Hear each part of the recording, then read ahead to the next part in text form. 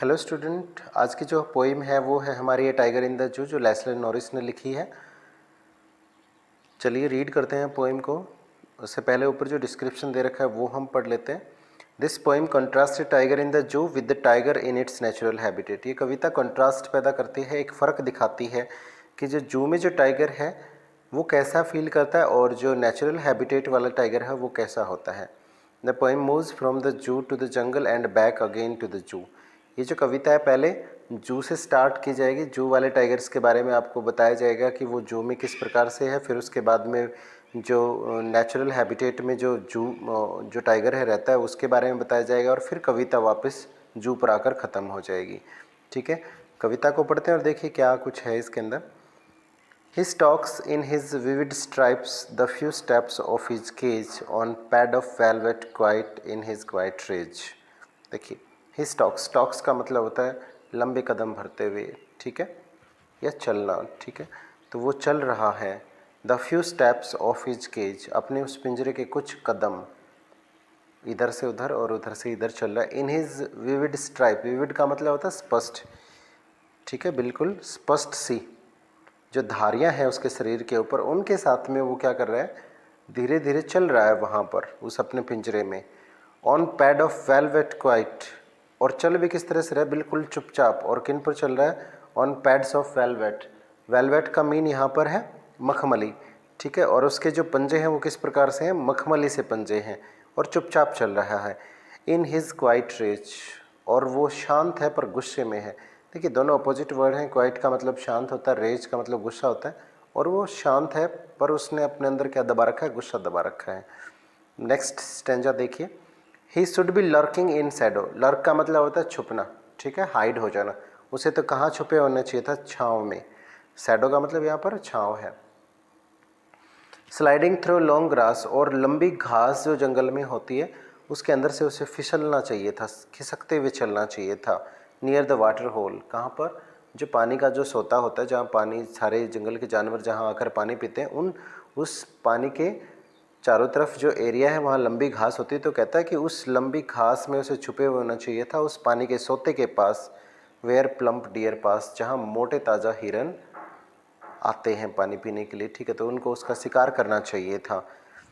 Next देखिए। He should be snarling round houses. Snarling का मतलब होता है दहाड़ना, रोर करना, ठीक है, उसे तो दहाड़ना चाहिए था घरों के चारों तरफ। और वो कौन से घर, एट द जंगल एज, जो जंगल के किनारे पर हैं, ठीक है, जो झोपड़ियाँ बना रखी हैं, तो उन झोपड़ियों के चारों तरफ तो उसे क्या करना चाहिए था, स्नार्लिंग, उसे दहाड़ते हुए चलना चाहिए था। बैरिंग हिज वाइट फंक्स, बैरिंग का मतलब होता है दिखाना, ठीक है, और उसे क्या करना चाहिए था, अपने फंक्स का मतलब होता है दांत, अपने सफ़ेद दांत, जैसे वो गुर्राता है तो अपने आगे वाले जो दांत है वो दिखाता है, तो कहते थे उसे अपने सफ़ेद दांत दिखाते हुए, his class terrorising the village, और उसे अपने पंजों से उसे गांव वालों को डराना चाहिए था। अब तो ये बंद है इस पिंजरे में। नेक्स्ट देखिए।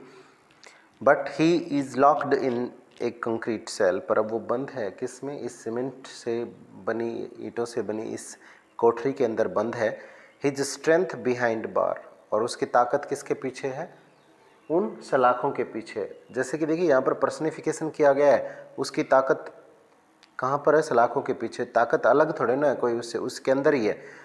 Stocking the length of his cage, और स्टॉकिंग का मतलब दोबारा से वो चल रहा है, अपने उस पिंजरे की उस लंबाई को नाप रहा है।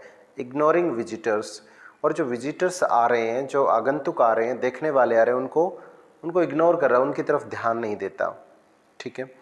नेक्स्ट देखिए फिर।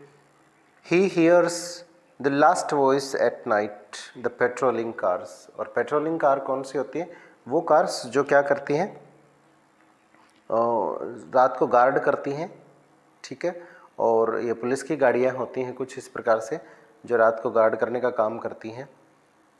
और पेट्रोलिंग कार को आप ऐसे व्हीकल्स बोल सकते हैं जो पुलिस द्वारा यूज किए जाते हैं टू गार्ड एट नाइट, जो रात को गार्ड करते हैं। तो वो कहता है कि उसने लास्ट वॉइस सुनी रात को उन पेट्रोलिंग कार्स की, ठीक है।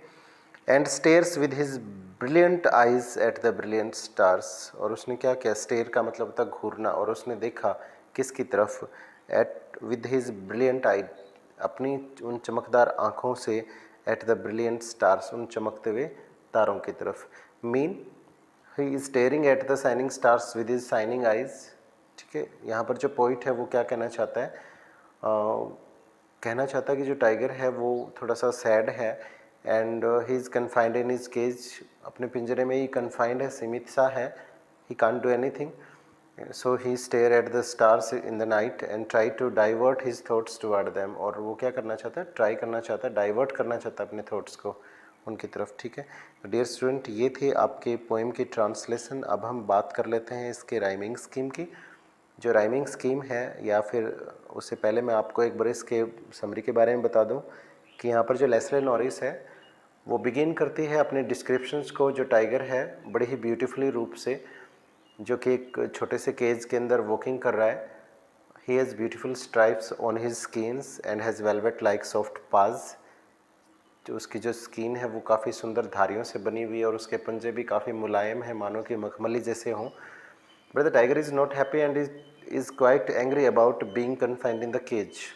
The poet says that if the tiger was not confined to the zoo cage, he would have been hiding himself behind the long grass near some water body, or we can say in order to catch its prey, that is the deer.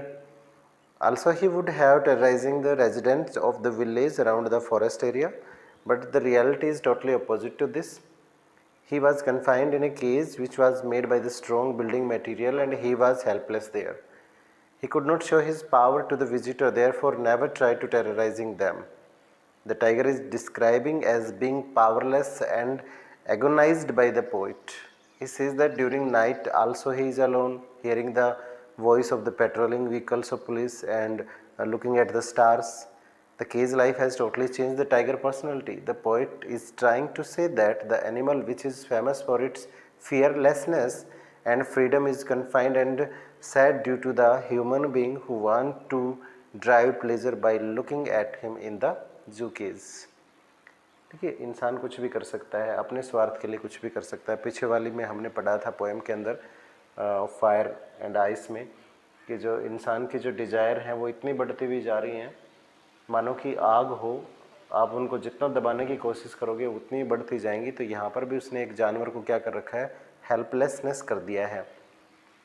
एक ऐसा जानवर जो अपनी शक्ति के लिए जाना जाता है, अपने फियरलेसनेस के लिए जाना जाता है, अपने पावर के लिए जाना जाता है, और उसे क्या कर दिया गया है, एगोनाइज्ड कर दिया गया है, नज़रअंदाज कर दिया गया है। लोग उसे देखकर बड़ा खुश होते हैं।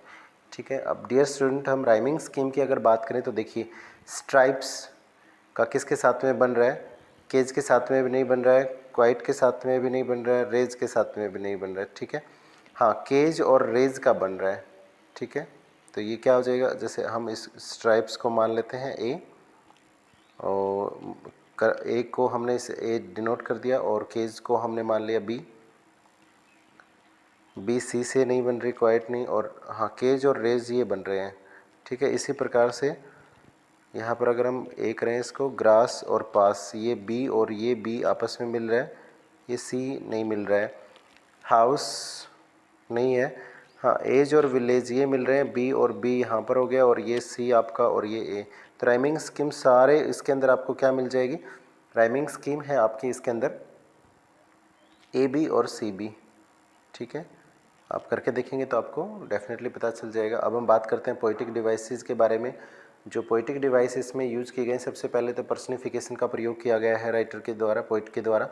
यहाँ पर जो ही है, देखिए, हम ही यूजुअली किसके लिए करते हैं, ह्यूमन के लिए यूज करते हैं, पर यहाँ पर पर्सनिफाइज किया गया है ही को। टाइगर को क्या बताया गया है, ही बताया गया है कि उसमें भी कुछ फीलिंग्स हैं, उसके अंदर भी माइंड है, वो भी थिंक कर सकता है। तो इसलिए पहला आपका जो पोएटिक डिवाइस हो गया वो हो गया पर्सनिफिकेशन। फिर है ऑक्सीमोरॉन है आपके इस पोएम के अंदर, और ऑक्सीमोरॉन का मतलब यहाँ पर देखिए, ये वर्ड जब आप देखोगे, क्वाइट रेज मतलब शांत भी है और गुस्से में भी है। जब कोई एडजेक्टिव किसी नाउन के ऑपोजिट में आ जाए, ठीक है, तो वो क्या हो जाएगा, आपका ऑक्सीमोरॉन हो जाएगा। इस प्रकार के बहुत सारे कुछ एग्जाम्पल हैं, जैसे कि आप कर सकते हैं, जैसे ब्राइट स्मोक, सफ़ेद धुआं, धुआं तो काला ही होता है। कोल्ड फायर, ठंडी आग, आग कहाँ से ठंडी होने लगी। सिक हेल्थ, हेल्थ ही हो गया तो वो बीमार कैसे होगा, सिक नहीं होगा। तो इस तरह से क्या होता है, जब आप क्या करते हो, किसी भी एडजेक्टिव को नाउन के साथ में लगाते हो तो इससे ऑपोजिट वर्ड निकलता है, वो ऑक्सीमोरन होता है। और अगर आप इसकी डेफिनेशन की बात करें तो ऑक्सीमोरन क्या हो जाएगा, एक फिगर ऑफ स्पीच होता है जो कंबाइन करता है दो सीमिंगली कंट्राडिक्टरी या ऑपोजिट आइडियाज़ को। और थर्ड नंबर पर मेटाफर का यूज किया गया है इसमें, और मेटाफर क्या है यहाँ पर देखिए, द पैड ऑफ वेलवेट, ठीक है। कभी मखमल के कभी पंजे हुए हैं क्या, नहीं हो सकता, ठीक है। इनको कंपेयर किया गया है किसके साथ में, पैड ऑफ, टाइगर्स के पास जो है उनको पैड ऑफ वेलवेट से कंपेयर किया गया है। तो ये आपका क्या हो जाएगा, मेटाफर हो जाएगा। उसके बाद में नेक्स्ट अगर हम बात करें तो एलिट्रेशन है। एलिट्रेशंस कई बार हम कर चुके हैं, जैसे कि कंक्रीट सेल हो गया, बिहाइंड बार हो गया, ही हियर हो गया। तो ये सारे के सारे क्या हैं आपके एलिट्रेशंस का प्रयोग किया गया है, ठीक है। जब एक ही साथ में सिमिलरली वर्ड्स आपको दिखाई दे तो वो एलिट्रेशंस है। और यहाँ पर मैंने बताया भी है कि कहाँ पर आपका एलिट्रेशंस यूज हुआ है, जैसे ही हियर्स। तो यहाँ पर अगर लास्ट में अगर आप चलोगे, देखिए ये आपका ही हियर्स, तो ही और है यहाँ पर आ रहा है, ठीक है।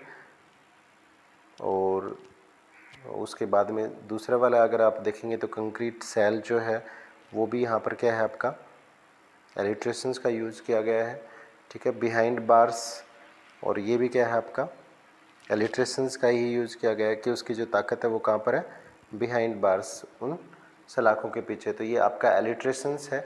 और एसोनेंस का भी प्रयोग किया गया है, और एसोनेंस यहाँ पर मैं आपको दिखा देता हूँ